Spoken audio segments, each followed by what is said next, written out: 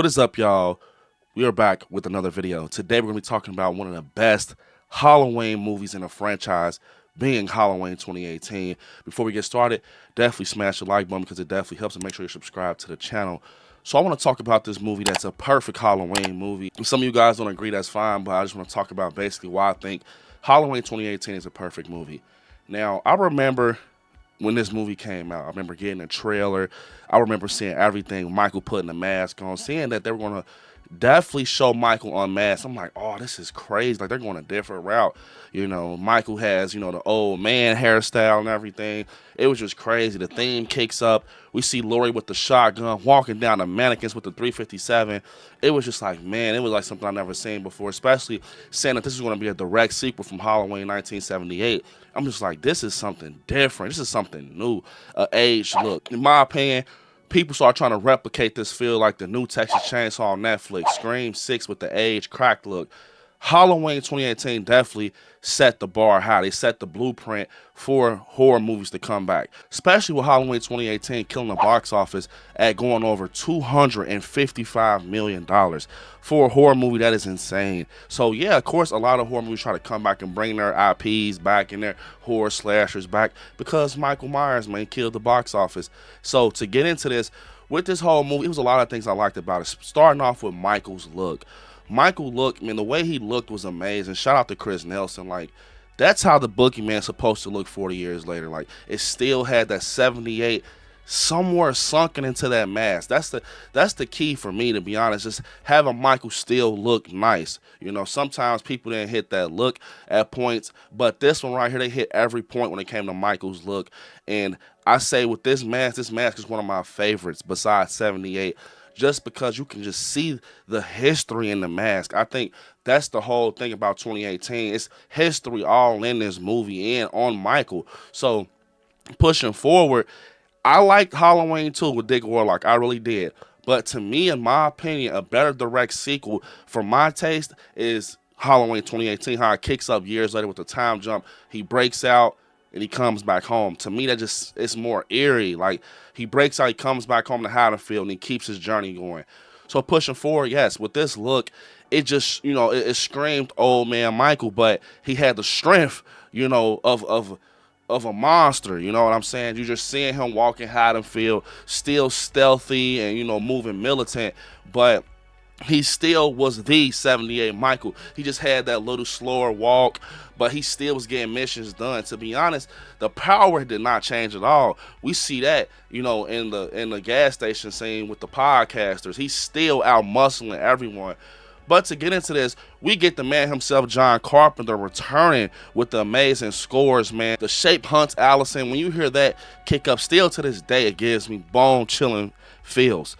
Like, this whole movie, to me, felt just like a Halloween movie. Like, it was perfect. And you guys might say I'm crazy, but sometimes I scratch my head, and I'm like, man, I got this on my number 2. It'll never change from number 2. I officially, just made it solid for number 2 for me. So it's 78 and then Halloween 2018. But sometimes it's like, ooh, we 78. But I love 78 just for it being a blueprint, it being the original and the things that went into that movie. And it has some of my favorite scenes in it. But sometimes it's like, look, just off the simple fact that a movie that came out of 2018 is next to the Halloween classic that came out of 78 tells you a lot. It speaks volumes. So to get into this also, the kills were Michael Myers, literally. From the moment, one of my favorite scenes in this is when he arrives to Haddonfield and he bumps into the trick-or-treaters, kind of replicating that Halloween 2 feel, the cowboy-looking stuff. And then he's walking down just like the owl, that's what I'm going to call it, leading him to the back shed. Just every shot is on point. And this is just like a tracking shot, just a one tracking shot. He gets the hammer. He turns. It's like he's on a mission. He goes into the house, whacks out the citizen of Haddonfield, gets the knife off the counter. And it's the way he swings the knife. You hear like you just hear it like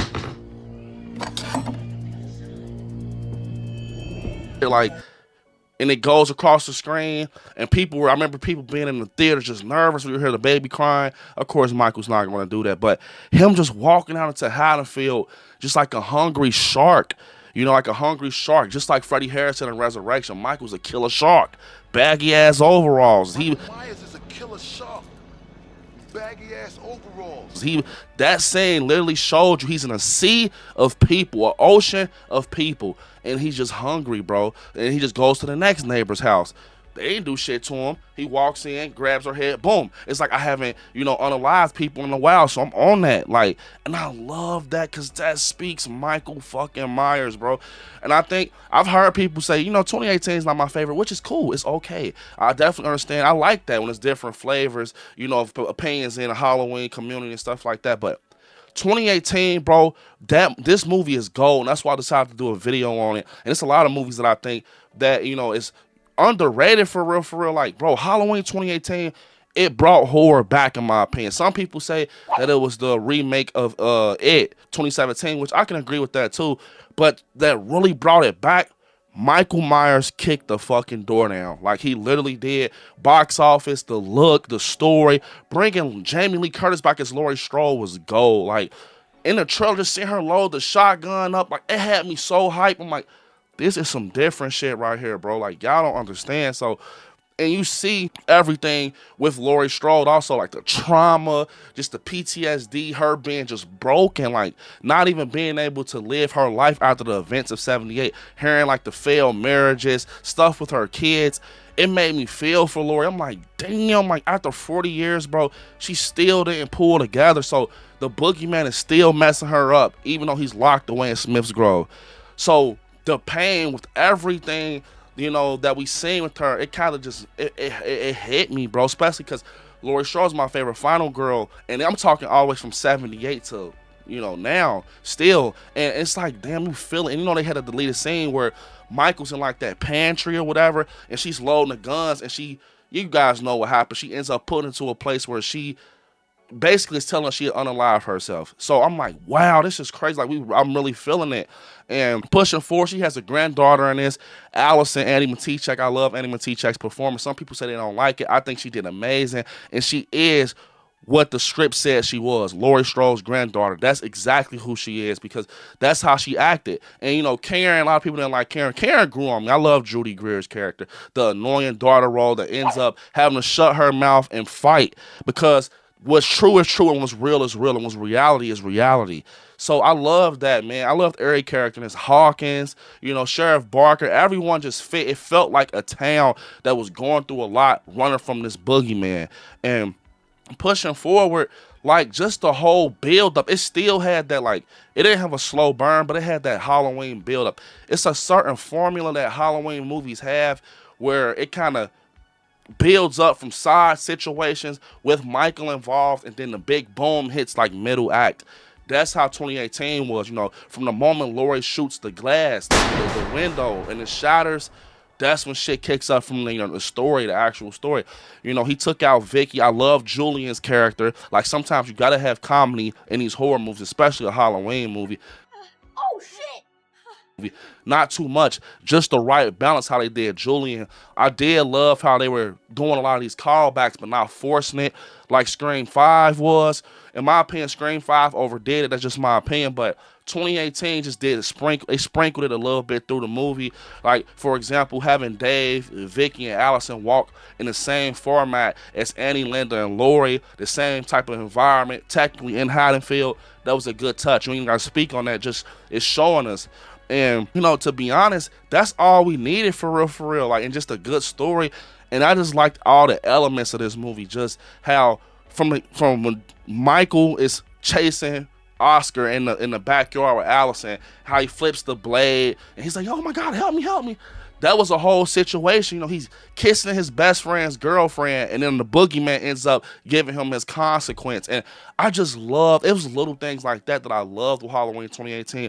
Because we know Michael Myers, he never runs, he always walks, he's very stealthy. And that little detail just gave me chills, bro. To this day, it still gives me chills, where he's like, all right, man, I'll get off here. You're all right, man, I'm sorry. And Michael, it's like a motion sensor, like he's standing so still. People don't, like, to this day, I don't think people still understand the detail in that scene. The fucking motion light goes, it's off, bro. Bro, when I take the fucking trash out, I don't even, sometimes I be trying to play with the motion light. I'm like, all right, I ain't gonna move. It still catches me. And I always think about the Halloween scene, like in 2018. Like, I'm like, do you guys not know how fucking still Michael had to be standing? Like, he's talking to him. So you're telling me Michael didn't do none of, he's not moving. That's scary as fuck, bro. And then when and look, though. Even in that scene when he's walking, the light doesn't come on until he's in front of Oscar.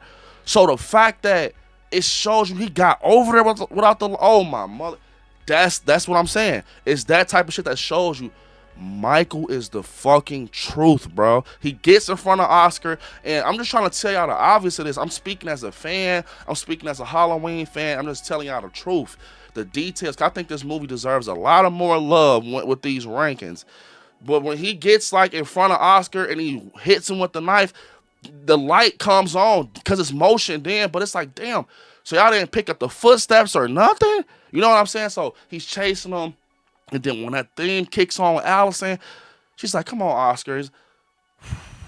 And it just kicks up, and she's screaming through Haddonfield, and it's kind of replicating with Laurie, that scene where Laurie finds her friends, unalived in the house, and she's banging on the neighbor's door. That's immediately what I thought about in theaters. I'm like, bro, they're putting her in her grandmother's shoes. She's being chased by the fucking boogeyman. I just loved it, bro. Dr. Sartain, some people don't like him. To this day, the mask thing still fucks me. I shouldn't let him put the mask on. But he was a character that we definitely needed. Just that unsettlingness, that creepiness, and him just being obsessed with Michael, not being like the Loomis type of obsessed, but his own type of obsessed, and him getting a consequence. You put the fucking boogeyman's mask on, bro. You're going to get a consequence. So I just love that whole thing. And with Hawkins also, just how, I feel like in 2018, they didn't give him any backstory for real. They did say it when Dr. Sartain said he was the first responding officer or something like that in a situation with 78. I think that was very cool because they kind of planted that flashback for kills. But I don't even know if that was planted right then and there. I think they just kind of utilized what they already wrote. But seeing Hawkins was so angry when he seen him in the car. He was like, when Dr. Sartain, you must not touch him. Michael, my patient must be saved. He's like, I'm still going to blow this motherfucker. And, he's just pissed. And he hits him with the car. I'm like, that right there, I felt that, bro. Like, it's like, bro, he really wants him gone, bro. Like, this whole movie, Haddonfield was beautiful. The orange leaves, it legitimately felt like an updated Haddonfield. It felt like a new age Haddonfield. This felt like a new age Michael Myers movie, not just like some thrown together shit. Like, it just felt like something that was a pay respect to the original, in my opinion, with John Carpenter being involved, and Laurie Strode and her having a new generation of kids, and just her in general, bro. Like, that final battle, I still like this battle way better than Ends. Like, when they're banging, he's ripping the island out the floor, and she bites his fingers upstairs, and he throws her off, and it's kind of hat tips when he fell off the balcony and she gets up. Bone chills, bro. Like, that type of stuff made the movie for me, bro. Like, because it just showed that some things just never change. In this movie, they shot Michael like he was Godzilla, bro. Like, that's what I'm gonna say real quick.